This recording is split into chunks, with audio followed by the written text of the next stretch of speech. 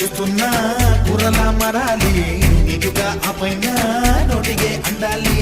బుద్ధిగా మాట వింటూ వంటింట్లో